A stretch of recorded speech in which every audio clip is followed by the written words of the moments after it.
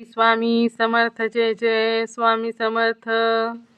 अनंत कोटी ब्रह्मांड नायक राजाधिराज योगीराज अक्कलकोट निवासी सद्गुरु श्री स्वामी समर्थ महाराज की जय। कसे आहात सर्व स्वामी भक्तांनो? तुम्ही सदैव आनंदी राहा अशीच स्वामी चरणी प्रार्थना।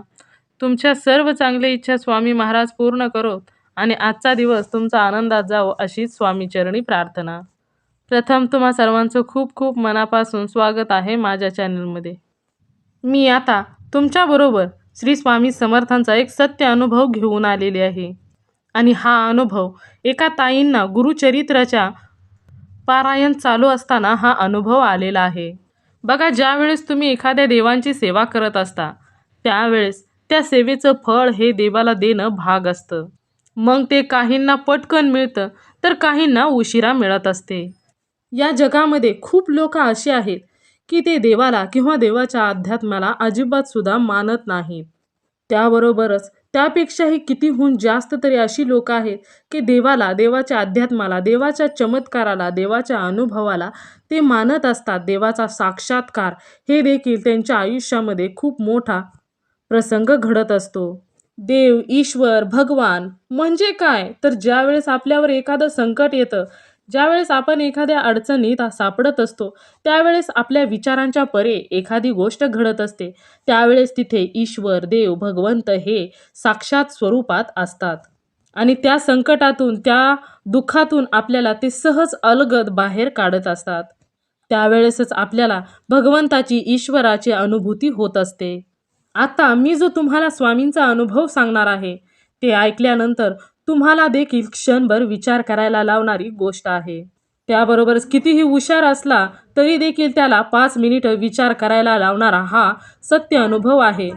एखाद्याला कधी कधी वाटत असतं की मी खूप सेवा करतो किंवा सेवा करत असते, मी खूप होईल एवढी देवाची सेवा करत असतो, दानधर्म करत असतो, तरी देखील मला माझ्या मनाचं समाधान होईल इतकं देव मला त्याचं फळ देत नाही।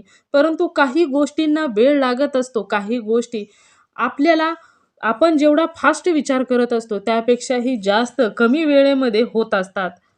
आणि तसा जर विचार करायचा म्हटलं तर आपल्यापेक्षा आपल्या गुरूंना सर्व काही माहीत असतं की आपल्या भक्ताला काय योग्य आहे, काय अयोग्य आहे। त्यामुळे नेहमी गुरु हे शिष्याचा चांगल्याच पद्धतीने विचार करत असतात आणि ज्यावेळेस शिष्यावरती, भक्तावरती वेळ येते त्यावेळेस नक्कीच त्याला त्याच्या भक्तीचं फळ हे मिळत असते। आता भक्तीचं फळ हे कसं मिळतं हे आता मी तुम्हाला अनुभव सांगणार आहे एका ताईंचा। त्याच्यावरच तुम्हाला समजून जाईल की भक्ती केल्यानंतर त्याचं फळ कधी, कसं आणि कोणत्या पद्धतीने मिळत असते। त्याबरोबरच तुम्हाला हे देखील लक्षात येईल भक्ती केलेली कधीही वाया जात नाही। तर आता जो मी तुम्हाला अनुभव सांगणार आहे तो ताईंच्या शब्दामध्ये ऐकूया। गुरु सांगे गुरुचे लक्षण, कर गुरुचरित्राचे पारायण। हा अनुभव मला गुरुचरित्राच्या पारायणामध्ये आलेला आहे। सर्वात अगोदर मला माझा अनुभव सांगायला दिल्याबद्दल मी सर्वांची मनापासून खूप आभारी आहे। माझं नाव सोनाली, मी पुण्यामध्ये राहते। माझ्या घरामध्ये मी आणि माझे पती आम्ही दोघेच राहतो। माझे संपूर्ण कुटुंब हे गावी राहते। माझ्या घरामध्ये मी आणि माझे पती दोघेही जॉब करत असतो। माझ्या पतींना सेकंड शिफ्ट आणि फर्स्ट शिफ्ट अशा 2 शिफ्ट जॉब करावा लागतो आणि मी जनरल शिफ्टमध्ये जॉब करत असते। माझं तसं जर सांगायचं म्हटलं तर सकाळी उठल्यापासून काम चालूच असतं। सकाळचं घर आवरून दोघांचं डबे वगैरे झाले की जॉबला जायचं, संध्याकाळी आल्यानंतर जे आहे ते घरगुती काम करायचं आणि दररोज अशीच रुटीन असते। त्याबरोबरच मला थोडाफार देवपूजेचा देखील नाद आहे। मी स्वामींची भक्त आहे। मला स्वामींविषयी खूप आपुलकी वाटते, मला खूप सेवा करावीशी वाटते आणि या जीवनामध्ये मी देखील थोडासा वेळ काढून स्वामींची भक्ती करत असते। त्यातच मला पारायण करायचं देखील सुचलं होतं, म्हणून मी गुरुचरित्राच्या पारायणाला सुरुवात करायची आणि असं ठरवलं होतं। मला दररोज कितीही काम असलं तरी मी ईश्वर भक्ती ही दररोज करत असते आणि त्यामुळेच मला पारायणाचा नाद लागला होता आणि मी पारायण देखील सुरू केलं। गुरुचरित्र गुरुचरित्राचा पारायणाला सुरुवात केली आणि दररोजच्या प्रमाणे सकाळचं लवकर उठून मी ग्रंथ वाचत होते आणि त्यानंतर घरातील संपूर्ण कामे आवरून जॉबला जात होते. दररोज हाच नियम चालू होता. 1-2 दिवस झाल्यानंतर 5 दिवस झाले, पारायणाला 5 दिवस झाले आणि पारायणाचा 6वा दिवस होता. त्या दिवशी दररोजच्या प्रमाणे माझ्या घरातील कामे आवरली. मी ग्रंथाचं पठण केलं आणि त्यानंतर दोघांसाठी डबे आणि नाश्ता देखील बनवला होता. अगोदर डबे बनवून घेतले आणि त्यानंतर गरम गरम नाश्ता करायचा आणि खायचा आणि नंतर जॉबवर जायचं असं ठरवलं होतं. आणि त्यानंतर मी कढईमध्ये नाश्ता बनवला आणि कढईमध्ये नाश्ता बनवल्यानंतर दोघांना तो नाश्ता प्लेटमध्ये काढून घेतला. परंतु तिथे काय झालं की घाई गडबडीमध्ये जॉबला जायचं होतं, त्यामुळे अचानक गॅस बंद करायचा राहिला आणि तो स्लो केला. कधी-कधी प्रत्येक स्त्रियांकडून किंवा कोणत्या ना कोणत्या स्त्रियाकडून घाई गडबडीमध्ये अशा काही घटना घडत असतात. आणि त्यावेळेसच नेमकं आम्ही दोघांनी नाश्ता घेतला, पटकन नाश्ता केला कारण जॉबला उशीर झाला होता. त्यामुळे पटकन माघारी फिरून किचनकडे लक्ष द्यायचं राहूनच गेलं. तसं जरी म्हटलं तरी कधी-कधी मी तशीच जात असते. कधी-कधी लक्ष देत असते. ज्यावेळेस वेळ असते त्यावेळेस मी किचनवरून एकदा नजर फिरवत असते आणि नंतर जात असते. माझा ग्रंथ देखील वाचून झाला होता आणि त्यानंतर मी जॉबला निघून गेले. जॉबला निघून गेल्यानंतर ज्यावेळेस संध्याकाळी मी जॉब करून आले, त्यावेळेस घरामध्ये दार कुलूप लावलेलं होतं आणि मी कुलूप काढलं आणि दरवाजा उघडला तर घरामध्ये काळं अंधार होता. आणि त्यावेळेसच ज्यावेळेस दार उघडलं त्यावेळेस मला घरामधून कसला तरी वास येऊ लागला.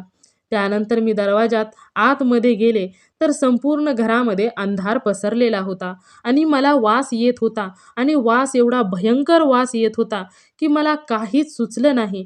त्यानंतर थोडा वेळ मी शांत झाले आणि विचार करू लागले की हा वास कशाचा आहे. त्यानंतर पटकन माझ्या लक्षात आलं की हा वास तर गॅसचा सुटलेला आहे. त्यानंतर माझ्या हातामध्ये मोबाईल होता, परंतु मी टॉर्च चालू केला नाही. त्यावेळेस मी शांततेत आणि संपूर्ण होशोहवासमध्ये आले आणि शांत झाले. आता काय करावं लागेल? नेमकं त्याच वेळेस लाईट आली. परंतु मी अजिबातसुद्धा बलाचं बटन चालू केलं नाही. कारण घरामध्ये संपूर्ण गॅस पसरला होता. खूप भयंकर वास येत होता. असं वाटत होतं की घर गॅसनेच गच्च भरलेलं आहे. त्यामुळे मी नाही मोबाईल टॉर्च चालू केला, त्याबरोबरच घरातील बल्बचं बटन देखील टाकलं नाही. त्यानंतर मी तसेच किचनमध्ये गेले आणि संपूर्ण घराचे, दाराचे, संपूर्ण खिडक्या उघडल्या. त्यानंतर थोडा वेळ शांत झाले आणि त्यानंतर माझ्या लक्षात आलं की माझं पारायण तर चालूच आहे आणि पारायणाच्या समोर माझा अखंड दिवा चालू आहे. मग आता त्यावेळेस मनामध्ये धाकधूक चालू झाली की आता दिवा चालू असेल तर आता काय करावं लागेल? घरात तर काळं अंधार होता. मी चाचपडत तिथे गेले आणि पाहिलं तर तेथील दिवा देखील आपोआपच विझलेला होता. त्यावेळेस माझ्या मनामध्ये माझ्या जीवात जीव आला आणि मी शांत झाले. त्यानंतर थोडा वेळ तशीच बसून राहिले. थोड्या वेळानंतर गॅसचा वास कमी झाला. गॅसचा वास जोपर्यंत संपूर्णपणे जात नाही तोपर्यंत मी शांतपणे स्तब्ध होऊन सोफा सेटवर तशीच बसून राहिली. 1-1.5 तासानंतर तो गॅसचा संपूर्ण वास गेला आणि त्यानंतर मी पळतच गेले आणि घरातील लाईट चालू केली. घरातील लाईट चालू केल्यानंतर संपूर्ण घरामध्ये लख्ख प्रकाश चालू झाला आणि लाईट चालू झाल्यामुळे सगळं काही नीटनेटकं दिसू लागलं होतं. ज्यावेळेस मी किचनमध्ये गेले होते त्यावेळेसच मी गॅसचं बटन बंद केलं होतं आणि त्याच वेळी नेमकं माझ्या लक्षात आलं की सकाळी गॅस हा बंद करायचा राहिलाच होता. त्यावेळेस मी गॅस बंद करायचा सोडला आणि गॅस कमी केला होता. त्यावेळेस माझ्या लक्षात आलं होतं की यामुळेच घरामध्ये गॅस पसरलेला आहे. हा विचार मी सोफा सेटवर बसून करत होते की बापरे, लाईट जर घरामध्ये असती तर काय झालं असतं? आणि मी तर बिल्डिंगमध्ये राहते. खाली किती रूम आहेत, वरती किती रूम आहेत आणि त्यांच्या कुटुंबाचं काय झालं असतं?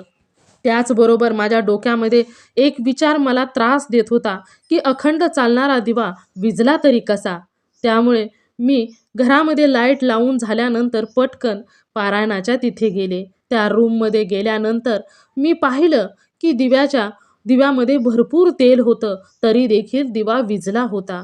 मी विचार करू लागले की असं का झालं? हे कशामुळं झालं? दररोज अखंड दिवा चालणारा अचानक आजच का विझला? त्यावेळेस मी पुढे जाऊन पारायणाचे संपूर्ण निरीक्षण केलं. तर मी पारायण जिथं मांडलं होतं, त्याच्या पारायणाच्या स्वामींच्या फोटोच्या समोर मी कलशाची स्थापना केली होती. त्या कलशावर असलेल्या नारळावर मी दररोज एक फूल ठेवत होते आणि ते फूल दररोजच्या प्रमाणे ते तिथेच असायचं. अजिबात सुद्धा ते पडत वगैरे काहीही नव्हतं. परंतु त्या दिवशी काय झालं होतं काय माहीत, ते कलशावरचं फूल हे अचानक त्या पंतीवरती म्हणजे दिव्यावरती पडलं होतं आणि ते फूल दिव्यावरती पडल्यामुळे दिवा विझला गेला होता. आणि बरोबर नेमकं त्याच दिवशी दिवसभर लाईट देखील गेलेली होती.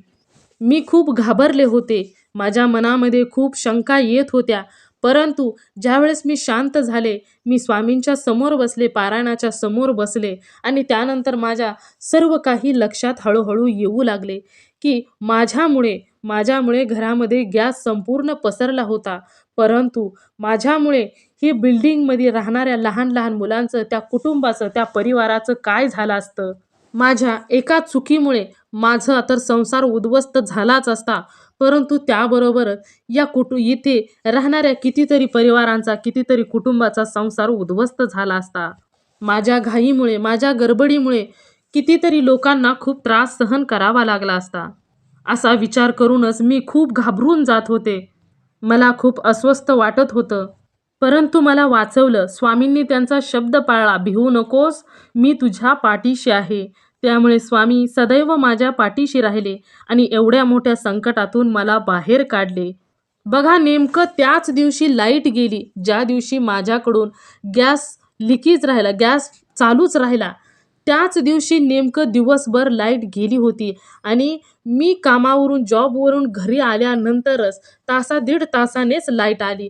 त्याबरोबरच नेमकं त्याच दिवशी कधी न विझणारा अखंड दिवा हा तिथे विझला गेला. का तर त्या कलशवरील फूल पडलं दिव्यावरती आणि त्यामुळे दिवा विझला गेला. त्याबरोबरच एवढ्या घरामध्ये प्रचंड गॅस असून सुद्धा मला शांत डोक्याने मी विचार केला आणि हातामध्ये असणारा मोबाईलचा टॉर्च देखील चालू केला नाही किंवा मोबाईलचं बटन देखील दाबलं नाही. आणि हे संपूर्णपणे स्वामींनी थांबवलं होतं. एवढ्या घरामध्ये असणाऱ्या भयंकर परिस्थितीमध्ये देखील मला शांत राहायला लावलं. त्याबरोबरच घरामध्ये एवढा गॅस असून देखील लाईट गेलेलीच होती आणि पंती देखील विझली होती. माझ्यावर खूप मोठं संकट आलं होतं, परंतु त्या संकटातून मला स्वामींनीच बाहेर काढलं होतं आणि ह्या पद्धतीनेच मला मिळालं होतं माझ्या पारायणाचं फळ. म्हणूनच मी अगोदरच म्हटले होते, की गुरु सांगे गुरुचे लक्षण, कर गुरुचरित्राचे पारायण. जिथे गुरु मजबूत असेल तिथे भक्ताला घाबरण्याची गरज नाही. असा होता ताईंचा अनुभव. आता तुम्ही देखील विचार करायला लावणारा हा अनुभव आहे. आता कोणीही ज्यांना देवावरती विश्वास नाही, ते तर सहजच विचार करतील, की हे कसं काय घडलं? की घरामध्ये गॅस चालू असताना लाईट गेली आणि शहराच्या ठिकाणी जास्त करून लाईट जात नाही आणि दिवसभर तर कधीच नाही. त्याबरोबरच घरामध्ये अखंड चालणारा दिवा विझला. हे कशामुळं झालं? तर हे सर्व स्वामींनी घडवून आणलं, की तिचा संसार उद्ध्वस्त होऊ नये आणि त्याबरोबरच त्या बिल्डिंगमध्ये राहणारी भरपूर लहान मुलं होती. भरपूर लोकांचं कुटुंब होतं, ते देखील उद्ध्वस्त होऊ नये यासाठी स्वामींनी तिची साथ दिली. तिच्या आयुष्यामध्ये तिला पुढं जाण्यासाठी साथ दिली. स्वामी हे भक्ताला आपल्या कधीही एकटे सोडत नाहीत. त्या भक्ताच्या सतत बरोबर स्वामी असतात. त्या ताईंकडून जास्त सेवा होत नव्हती. सकाळची देवपूजा आणि थोडीफार सेवा, नामस्मरण वगैरे त्यांच्याकडून होत होतं. तरी देखील त्यांनी पारायणाला थोडासा वेळ दिला. सकाळी लवकर उठून बाकीची कामं आरपून हे पारायण करत होत्या. तरी देखील त्यांना संकटातून बाहेर काढलं. मग प्रत्येकालाच ते स्वामी साथ देणार आहेत. तुम्ही फक्त स्वामींचं नामस्मरण, सेवा करायला चालू करायचे आहे. मनापासून सेवा करायची आहे. आणि अशा घटना ह्या खूप काही ठिकाणी घडू शकतात, की कधी कधी काय होत असतं की घाई गडबडीमध्ये काही गोष्टी विसरून जात असतात. कारण गडबड खूप असते, घाई भरपूर असते. त्यामुळे काही गोष्टी नकळत कोणीही मुद्दामहून अशा गोष्टी करत नाही. पण चुकून काही गोष्टी घडतात आणि त्याचा परिणाम हा भयंकर भोगावा लागतो. परंतु जिथे तुमचा गुरु असेल, तिथे तुम्हाला कधीही घाबरण्याची गरज नाही. असा होता सोनाली ताईंच्या आयुष्यामध्ये घडलेला अनुभव. त्यांनी केलेल्या 5 दिवस स्वामींचं पारायण याचंच फळ आयुष्यभर त्यांच्या लक्षात राहण्याजोगं त्यांनी दिलं आणि त्यांना आयुष्यामध्ये बर्बाद होण्यापासून वाचवलं. त्याबरोबरच बिल्डिंगमध्ये राहणाऱ्या सर्वांचं रक्षण स्वामींनी केलं. हा होता गुरुचरित्र पारायणाचा सत्य अनुभव. तुम्ही सर्वांनी मिळून माझा व्हिडिओ शेवटपर्यंत ऐकला त्याबद्दल मी मनापासून तुमची खूप खूप आभारी आहे. पुन्हा भेटूया स्वामींच्या सत्य अनुभवाबरोबर. तोपर्यंत सर्वजण सुखी राहा, समाधानी राहा, आनंदी राहा.